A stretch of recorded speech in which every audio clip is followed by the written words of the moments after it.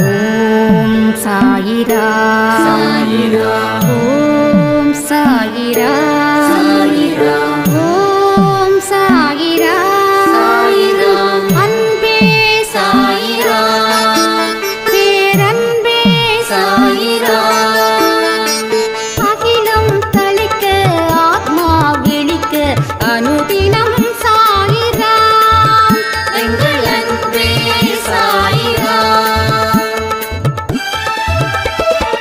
ஒன்றே இறைவன் ஒன்றே பூமிக்கென்றும் சாயிரா சரணம் சாயிரா நன்றே செய்து வாழ்வோம் நாம் ஒன்றே செய்து வாழ்வோம் அன்பே சாயிரா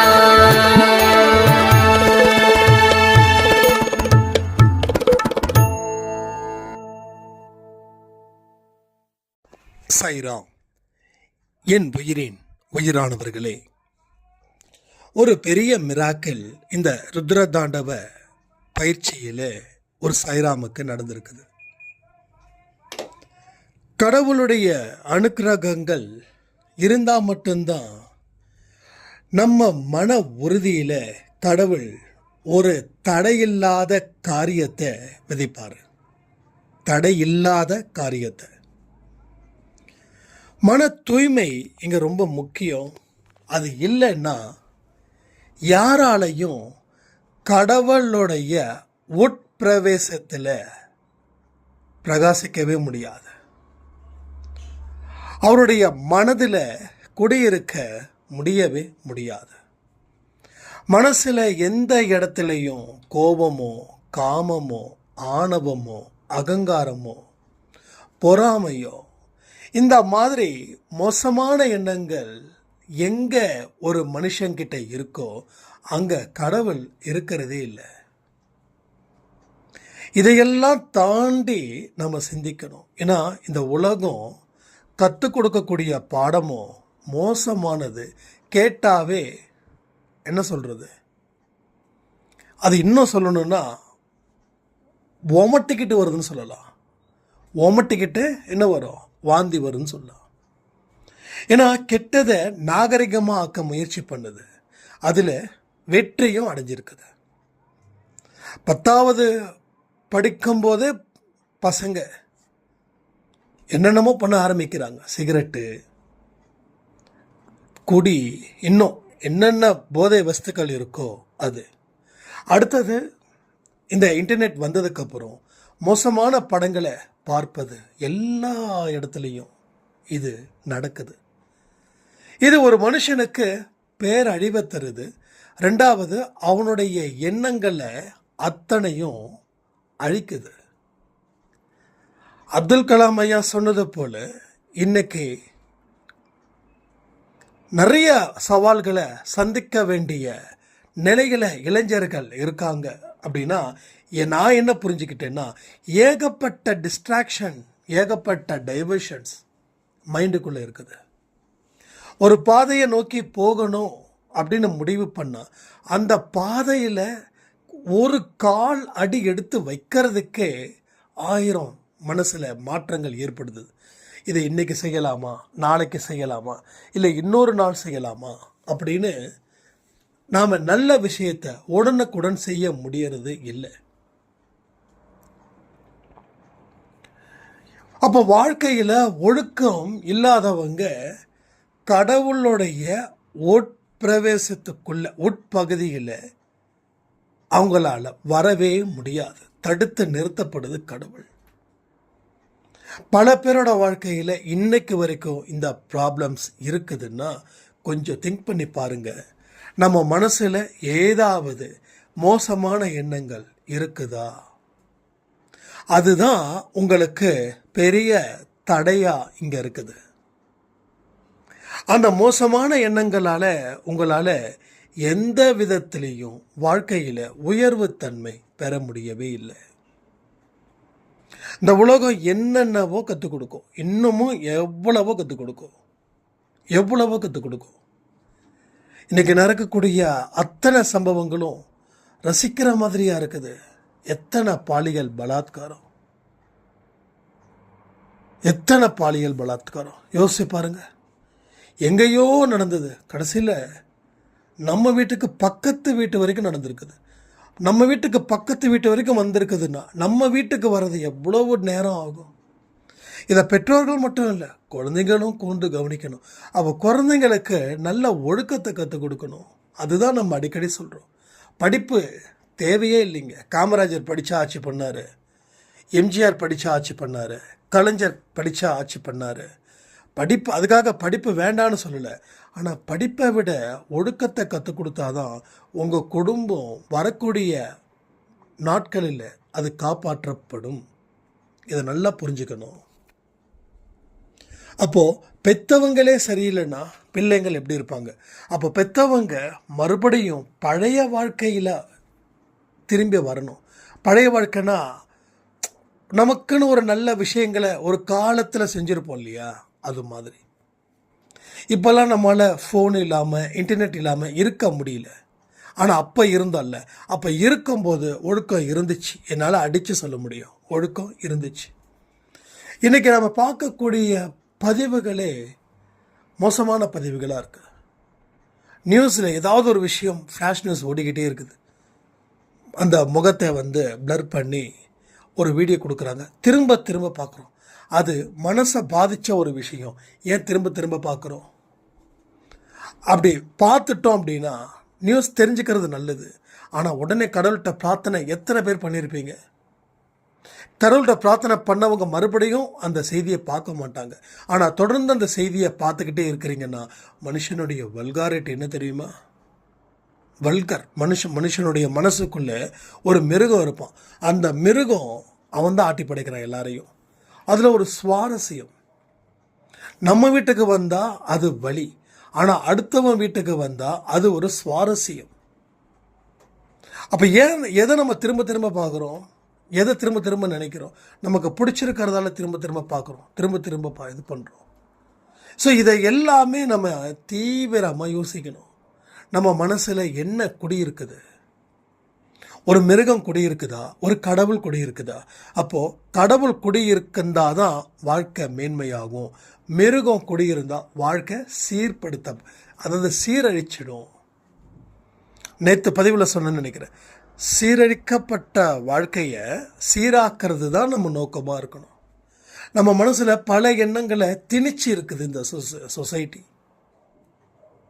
சொசைட்டி மேலே தப்பு சொல்லவே முடியாது. நீங்கள் தப்பு சொன்னால் ஆண்டாண்டு காலம் அதை தான் சொல்கிறாங்க. எம்ஜிஆர் அவர்கள் 75 76ன்னு நினைக்கிறேன். அவர் அந்த காலத்திலேயே உலகம் சரியில்லைன்னு பாடினார். ஆனால் 2025 74 75 80 எனக்கு சரியாக தெரியல, 74 தான் நினைக்கிறேன். 74 அந்த டைமில் தான் எம்ஜிஆர் சிவாஜிலாம் இருந்தாங்க. அப்போவே அவங்க நம்பிக்கை துரோகத்தை பற்றியும் நிறைய அது நடக்குது இது நடக்குது, சமுதாயத்துக்கு எதிராக பல விஷயங்கள் நடக்குது, ஒரு புரட்சியை ஏற்படுத்தினாங்க. எப்போ? அதை தாண்டி பாரதியார்லாம் புரட்சியை ஏற்படுத்தினார், பாரதிதாசன் புரட்சியை ஏற்படுத்தினார். ஆனால் அன்னைக்கு இருந்த காலத்தை விட இன்றைக்கி இருந்த காலம் ரொம்ப மோசமாக இருக்குது. அப்போ அவங்க அந்த காலத்திலேயே என்ன சொன்னாங்க? எச்சரிக்கையாக இருன்னு சொன்னாங்களா இல்லையா? ஆனால் இன்னைக்கு நம்ம வாழக்கூடிய காலம் எப்படி இருக்குதுன்றது யோசிச்சு பாருங்கள். ஆள் இல்லாத வீடுன்னு பார்த்தா அந்த இடத்துல வீட்டை 2 பேர் இருந்தால் திருடனுங்க போய் கதவை தட்டி கொள்ளடிக்க முயற்சிகள் பண்ணுறாங்க. நிறைய சம்பவங்கள், ஏகப்பட்ட சம்பவங்கள் தொடர்ந்து நடந்துக்கிட்டே இருக்குது. கவர்மெண்ட் மேலே குறை சொல்கிறதால எந்த இதுவும் கிடையாது. ஏன்னா கவர்மெண்ட் எல்லா குழந்தைகளுக்கும் பாதுகாப்பு கொடுத்தா என்ன ஆகுறது? நாட்டில் ஒரு 10 கோடி மக்கள் இருக்காங்கன்னா 10 கோடி மக்களுக்கும் ஒவ்வொரு போலீஸ் ப்ரொடெக்ஷன் கொடுக்கணுமா? ஸோ அது முடியாது. அது இந்த எதிர்கட்சிகள் அதை அரசியல் பண்ணுறதுக்காக. பட் ரியாலிட்டி அது இல்லை. இப்போ கூட அந்த கோயம்புத்தூர் சம்பவத்தில் கூட எல்லோரும் என்ன சொன்னாங்க? போலீஸ் பாதுகாப்பு இல்லை. அப்போ அந்த போலீஸ் அங்கேயே நிற்கணுமா? ஆள் இல்லாத இடத்துல ஏன் சந்திக்கணும்? ஆள் இல்லாத இடத்துல ஏன் சந்திக்கணும்? இதுக்கு என்ன பதில்? இதுக்கு யாரும் சொல்ல மாட்டாங்க. அப்போ 2 பேர் மேலேயும் தப்பு இருக்குது. அந்த ஆண் மேலேயும் தப்பு இருக்குது, பெண் மேலேயும் தப்பு இருக்குது. சீரழிச்சானுங்களே அவனுங்க போதையில் இருக்கிறானுங்க. போதையில் இருக்கிறவனுங்களுக்கு என்ன ஏதுன்னு தெரியாது. அவனுங்க ஒரு மிருகத்துக்கிட்ட போய் மாட்டிக்கணுமா? இதுக்கு போலீஸ் பாதுகாப்பு கொடுக்கணுமா? அப்போ வீட்டில் பெற்றவங்க குழந்தைங்களை எந்த லட்சணத்தில் கண்காணிக்கிறாங்கன்றதை யோசிச்சு பாருங்கள்.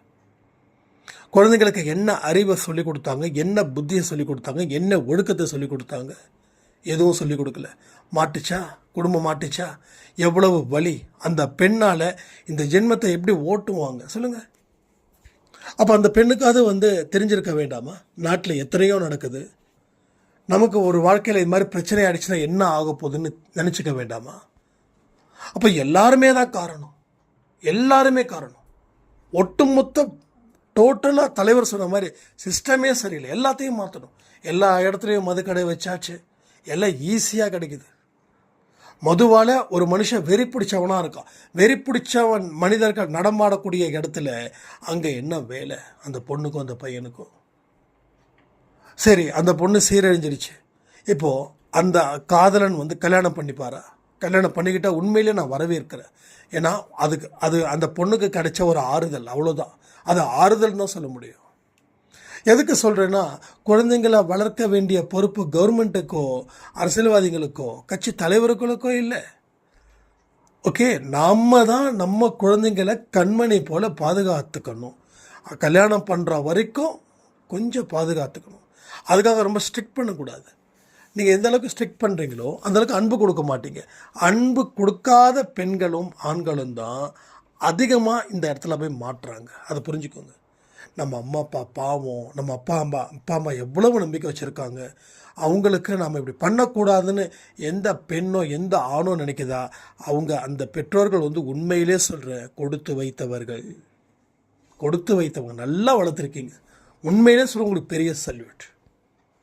ஆனால் அன்பு இல்லாத இடத்துல தான் பொண்ணும் சரி பையனும் சரி வெளியில் அன்பு எங்கே கிடைக்குதோ அங்கே தேடுறான். அங்கே நிறைய விஷயங்கள் நடக்குது, ஏகப்பட்ட விஷயங்கள் நடக்குது. இன்றைக்கி உலக சுகாதார மையம் என்ன சொல்லியிருக்குதுன்னா, 3ல் ஒரு பெண் 3ல் ஒரு பெண் பாலியல் ரீதியாக துன்புறுத்தப்படுகிறார்கள். அதாவது கணவனும் சேர்த்து தான் சொல்கிறாங்க, 3ல் 1. அது எவ்வளவு பெரிய ஒரு விஷயமா இருக்குதுன்றத கொஞ்சம் யோசிச்சு பாருங்கள். அதனால் கடவுள் நமக்கு மனசில் குடியிருக்கணும். அப்போ ஒழுக்கத்தை வளர்க்க முடியும். நீங்கள் ஒழுக்கமாக இருந்தால் எல்லா விஷயங்களும் நல்லபடியாக நடக்குதுன்றது மட்டும் நிச்சயம். அப்போ நாம் நினைக்கிறோம் கடவுள் விடுதலை அளிக்கணும், பாவத்தின் கட்டுக்களில் இருந்து அகற்றணும். Okay, right, super. எல்லாருக்குமே இந்த தாட் இருக்குது. பாவத்தின் கட்டுக்கள் இருந்து வெளியேறணும், எனக்கு விடுதலை அளிக்கணும், என்னுடைய கர்மா என்னை தாக்கக்கூடாது, என்னுடைய விதி மாற்றணும். எல்லாமே நீங்கள் கடவுள்கிட்ட சொல்கிறீங்க. ஆனால் அப்படி நடந்துக்கிறீங்களா? யாராவது முழுசாக எஸ் நான் 100% நடந்துக்கிறேன்னு சொல்கிறவங்க மட்டும் கமெண்ட் பண்ணுங்கள். அப்போ உங்கள் விதியை அழிக்கணும், உங்கள் கர்மாவை அழிக்கணும், பாவத்தை போக்கணும், பாவத்தில் இருந்து விடுதலை அடையணும். அப்போது இதற்கு நீங்கள் என்ன செஞ்சுருக்கீங்க? அதற்கு உண்டான முயற்சி என்ன?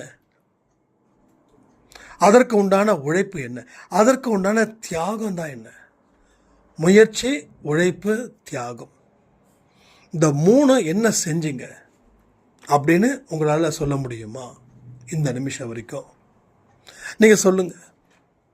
எனக்கு நீங்கள் சொல்லணும்னு தான் நான் எதிர்பார்க்குறேன், சொல்லக்கூடாதுன்னு எதிர்பார்க்கல. ஏன்னா இந்த குடும்பம் ஒழுக்கத்தில் முதல் இடமாக இருக்கணும்.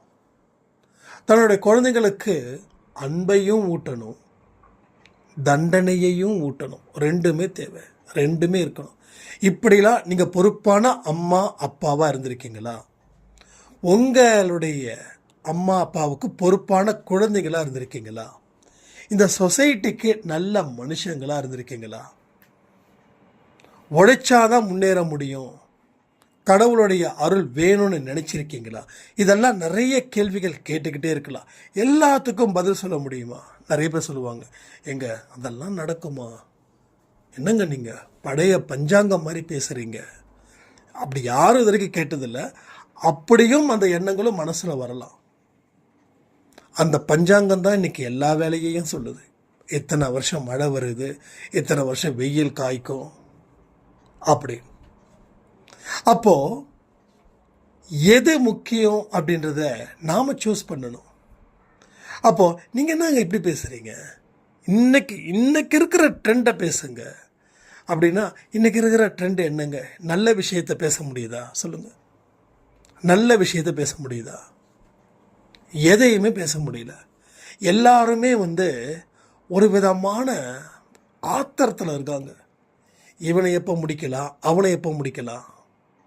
அதாவது பெரிய தொழிலதிபராக இருக்கட்டும், அரசியல்வாதிகளாக இருக்கட்டும், ஒரு நடுத்தர வர்க்கமாக இருக்கக்கூடிய மனிதர்களாக இருக்கட்டும், எல்லாருக்கும் ஒருத்தவனை வீழ்த்தணும். இப்போ என்ன ஆச்சு, அந்த வன்முறை கலாச்சாரம் வீட்டுக்குள்ளே வந்துடுச்சு. கணவன் மனைவிக்குள்ளே வன்முறை, மனைவி கணவன் கூட போட்டி போடுறதும், கணவன் மனைவி கூட போட்டி போடுறதும், கணவன் மனைவிக்கு எந்த இடத்துலையும் சாதிச்சிடக்கூடாதுன்னு கங்கணம் கட்டிட்டு திரிகிறதும், மனைவி அதே போல் திரிகிறதும். இதுக்காக நம்ம படித்தோம்? படிக்காமல் கூட இருந்திருக்கலாம்ல இருக்கு. ஆனால் படித்த உடனே ஈகோயிசம் ஸ்டார்ட் ஆகிடுச்சு. நீ என்ன பெரிய படிப்பு படிச்சுட்ட, என்னை விட நீ ஜாஸ்தியாக படிச்சுட்ட.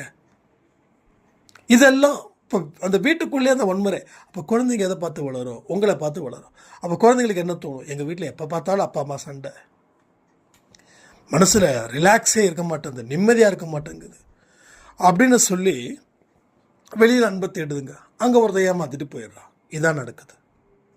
இது ஒன்று தான் நடக்குது. ஸோ வரக்கூடிய வருஷங்கள் எல்லாமே ரொம்ப மோசமாக இருக்கும். நான் இப்படி சொல்கிறேன்னு நினைக்க வேண்டாம். வரக்கூடிய ஒவ்வொரு வருஷமும் மோசமாக தான் இருக்கும். ஆனால் நீங்கள் சேஃபாக இருக்கணும், அதுதான் என்னுடைய விருப்பம். இந்த உலகம் தப்பான வழியை தான் கற்றுக் கொடுக்கும். அடுத்தவனுக்கு சாப்பாடு இல்லைனாலும் நீ உன் வயிற்ற காய போடாத. அவன் செத்தே போனாலும் நீ அவனை பற்றி கவலைப்படாத. உனக்கு சோறு கிடைக்குதா, நீ சாப்பிட்டுட்டு தூங்கு அப்படின்ற மாதிரி தான் இந்த உலகம் கற்றுக் கொடுக்கும். அடுத்தவனை அடித்து திங்கணும் அப்படின்ற, அதுதான் நல்லது, அதுதான் புத்திசாலித்தனம்னு சொல்லி இந்த உலகம் பேசும். கலியுகம் எப்படி இருக்குன்னா, நல்லவங்க எல்லாம் கெட்டவங்களாக மாறுவாங்க, கெட்டவங்க எல்லாம் நல்லவங்களாக மாறுவாங்க. பணமும் பதவியும் இருக்கிறவன் தான் கடவுள்ன்ற மாதிரி தான் இந்த உலகம் சொல்லுன்னு எத்தனையோ நூற்றாண்டுகளுக்கு முன்னாடி சொல்லியாச்சு. ஆனால் இன்றைக்கி அதானே நடக்குது. அதிகாரமும் பணபலமும் இருந்துச்சுன்னா அவன் எவ்வளவு மோசமான மனுஷனாக இருந்தாலும் அவன் சொல்கிறது தான் கடவுளோட வாக்கு மாதிரி. அப்போ இதெல்லாம் நடக்குது. அப்போ நடக்குது, அது நமக்கு தெரியுது. அப்போது தெரியக்கூடிய விஷயத்தை கூட நாம் என்ன பண்ணுறோம், தெரியாத மாதிரியே நம்ம இருந்தோம் அப்படின்னா பாதிக்கப்படுறது யாருங்க? நம்ம தானே. யார் பாதிக்கப்படுறா? நீங்கள் தான் பாதிக்கப்படுறீங்க. உங்கள் குடும்பம் தான் பாதிக்கப்படுது. நேற்று கூட ஒரு சாயிரம் சொன்னாங்க, படிக்கவே மாட்டேன்றான் என் குழந்தை, எப்போ பார்த்தாலும் அந்த கேம்லேயே இருக்கிறான், நல்லா படித்தாதானங்க இது பண்ண முடியும் அப்படின்னு. அப்போது ஒழுக்கம் அந்த அம்மாவுக்கு தெரியல. அப்போது வேலை செய்கிற நேரத்தில் படிக்கிற நேரத்தில் படிக்கணும், விளையாடுற நேரத்தில் விளையாடணும். இது ஒரு டிசிப்ளின், இது ஒரு செல்ஃப் டிசிப்ளின். அப்போது ஒழுக்கத்தை பற்றி பேசலை, படிக்கலை, மார்க் நல்லா ஸ்கோர் பண்ணலை, படித்தாதானே நல்லா வாழ முடியும்னா படிக்கிறவன் தான் இன்றைக்கி அத்தனை கேடுகட்ட விஷயத்தையும் செஞ்சுக்கிட்டு இருக்கான். படித்தவன் தான். அதுக்காக படிக்காதவன் செய்யலையான்னு எல்லாமே தான். இப்போ படிச்சிருந்தா வாழ்க்கை உயரணும், ஆனால் ஒழுக்கம் கீழே இருக்குது. இதெல்லாம் வாழ்க்கையில் நமக்கு பெரியவங்க இல்லை. கூட்டு குடும்பம் என்னைக்கு செத்து போச்சோ அன்னைக்கு மனுஷனுடைய நல்ல எண்ணமும் செத்து போயிடுச்சு. தாத்தா பாட்டி இருந்தாங்க, இன்றைக்கி எல்லா தாத்தா பாட்டி ஆர்பனேஜில் இருக்காங்க. ஃபாரினில் சம்பாதிக்கிறது தான் அவங்களுடைய நோக்கமாக இருக்குது. அப்போது என்ன, அவங்க ஒரு நல்ல பொசிஷனில் இருக்கணும், நல்லா சம்பாதிக்கணும், நான் ஃபாரினில் இருக்கேன்னு சொல்லி பெருமை பேசணும். ஆனால் வீட்டில் அவங்க அம்மா அப்பா வானத்தையும் பூமியையும் பார்த்துக்கிட்டே உட்காந்துருப்பாங்க. ஃபோன் பேசுகிறதுக்கு கூட பொண்ணுக்கோ பையனுக்கோ நேரம் இருக்காது. அதுக்காக நேரத்தை செலவு பண்ணலை. இதே நிலைமை உங்கள் குழந்தைங்களும் பார்க்குறாங்க. அவங்க இதை விட மோசமாக உங்களுக்கு வலியை கொடுப்பாங்க. வலியை கொடுக்கும்போது உங்கள் அம்மா அப்பா உயிரோடு இருக்க மாட்டாங்க. ஏன்னா உங்களுக்கு வயசாகிடுச்சுன்னா அவங்களுக்கு வயசாகிடும்ல. உங்களுக்கு 60 தான் அவங்களுக்கு புத்தி வரும். இப்படி ஒரு விஷயம், நம்ம அம்மா அப்பா அப்படி தானே கஷ்டப்பட்டுருப்பாங்கன்னு. அப்போ நீங்கள் அழுது என்ன புண்ணியம்? நம்மளாம் என்ன தெரியுமா பண்ண தெரியும், ஒரே ஒரு சாதனை படித்த மாதிரி நம்ம கஷ்டத்தை நினச்சி அழுவோம். நான் இப்படி ஃபீல் பண்ணிட்டேன். ஏன் அறிவோடு இருக்கும்போது உனக்கு தெரியல, அறிவு வயசானதுக்கு அப்புறம் தான் அறிவு வருது. அப்போ அந்த அறிவு ஒளிஞ்சிட்டு இருந்ததா? அப்போ பண ஆசையும் ஒரு உயர்ந்த இடத்துல உட்காரணும் குழந்தைங்கள, அந்த ஆசையும் உட்காந்துருந்தேன். உங்கள் குழந்தைங்க கொடுத்தாங்க பாருங்கள் ரிவீட்டு, செம. உண்மையிலே சொல்கிறேன், நான் இதை ஆதரிக்கிறேங்க, நிஜமாக சொல்கிறேன், நான் ஆதரிக்கிறேன். என் குழந்தைங்க என்ன இப்படி பண்ணுறாங்களே அப்படின்னா, நீங்கள் உங்கள் அம்மா அப்பாவுக்கு என்ன பண்ணீங்க, உங்கள் அம்மா அப்பாவுக்கு என்ன பண்ணீங்களோ அதை உங்கள் குழந்தைங்க உங்களுக்கு பண்ணுறாங்க. இதெல்லாம் நான் வருத்தப்படுறதுக்கான வாய்ப்பே கிடையாது. இது 80% இப்படி தான். மீதி 20% வந்து உண்மையிலே கர்ம வினைகளால் பாதிக்கப்பட்டவங்க. அது போன ஜென்மத்தில் அந்த தப்பு நடந்திருக்கலாம். ஆனால் இந்த ஜென்மத்தில் நடக்கிறவங்களுக்கு இந்த அழுகை நிச்சயமாக தேவை தான். 40 வயசில் நம்ம தான் அப்படின்னு நினைக்கிறோம், 50லையும் நினைப்போம். 60 தாண்டி வேலையை விட்டு தூக்கிட்டானுங்கன்னா தான் தெரியும். அப்போ தான் புத்தி தெரியும். என்னோட அம்மா, என்னோட அப்பா, ஏன் அப்போ இத்தனை நாள் ஏன் தெரியல? அப்போ இத்தனை நாள் ஏன் தெரியலன்னா, நீ அந்த இடத்துக்கே வரல. நீ காசை சம்பாதிக்கிறதுலையும் உன் குழந்தைங்க பெரிய படிப்பை படிக்க வைக்கிறதுலையும் ஓடுன்னு ஓடிட்டு இருந்த. கொஞ்சம் நில்லு, நிதானி, அதுக்கப்புறமா யோசித்ததுக்கப்புறம் நீ முடிவு பண்ண. அப்போ தான் எல்லா விஷயமும் தெரியும்.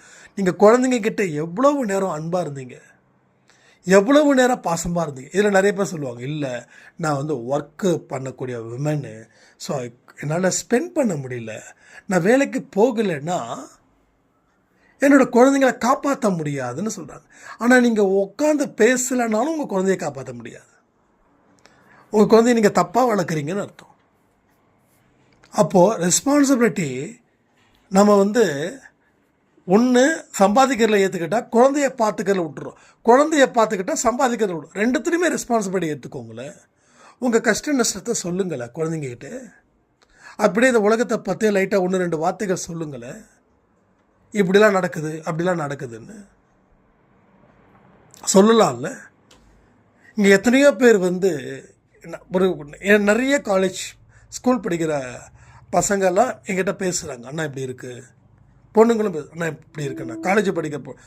காலேஜில் படிக்கிற ஒரு MBBS படிக்கிற ஒரு ஃபைனல் இயர் பொண்ணு, அந்த பொண்ணு எப்பயுமே நான் எனக்கு எப்படியாவது நான் உங்களுக்கு ஒரு ஆடியோ கொடுத்தா ரிப்ளை மட்டும் பண்ணிவிடுங்கண்ணா ப்ளீஸ்ண்ணா அப்படின்னு.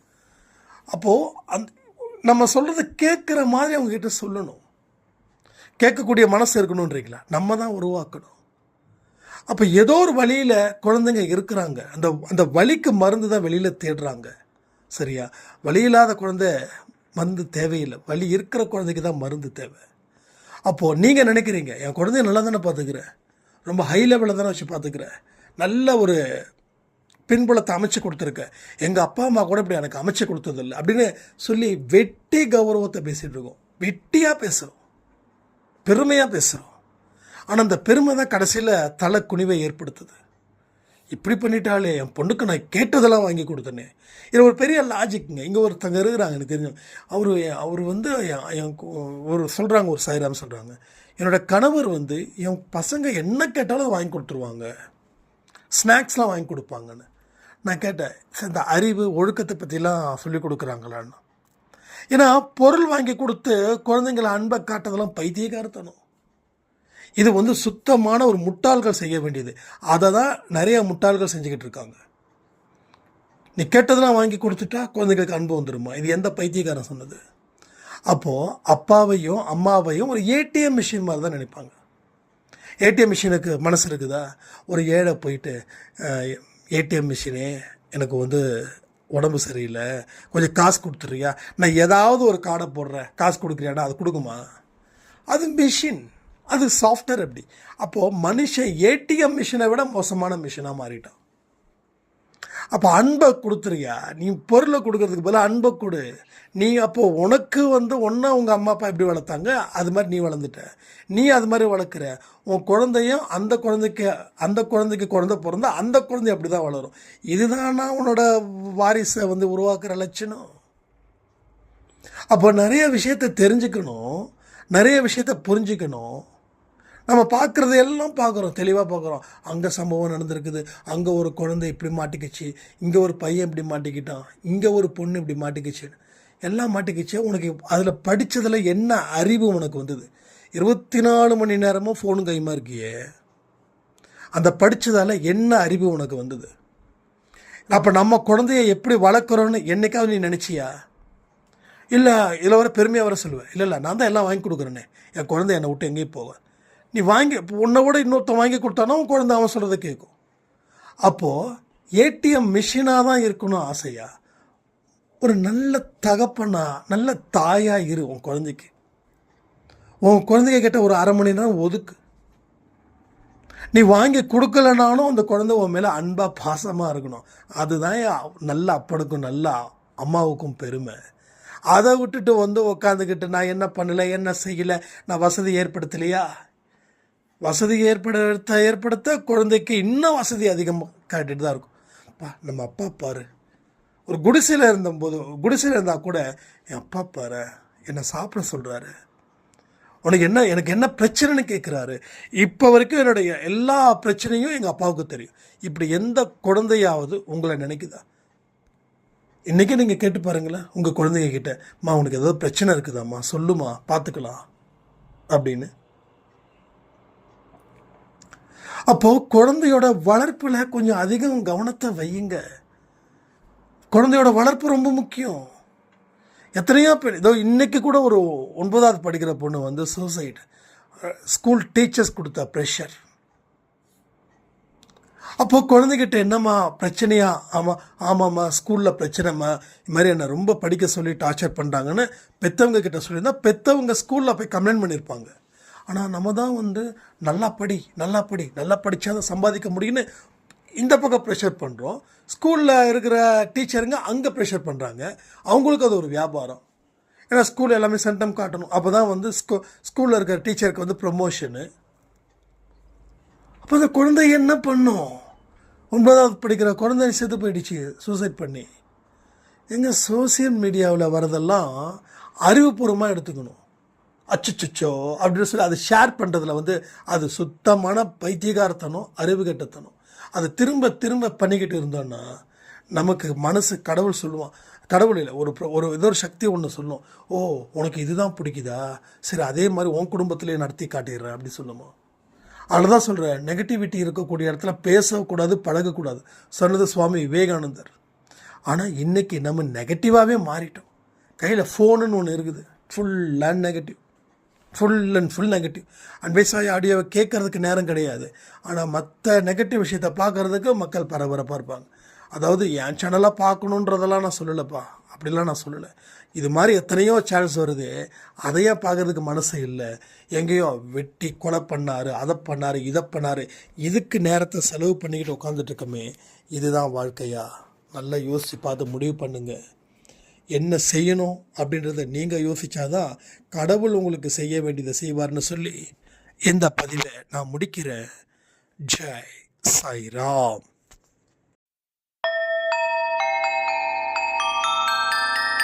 ஓம் சாயிரா சாயிரா ஓம் சாயிரா சாயிரா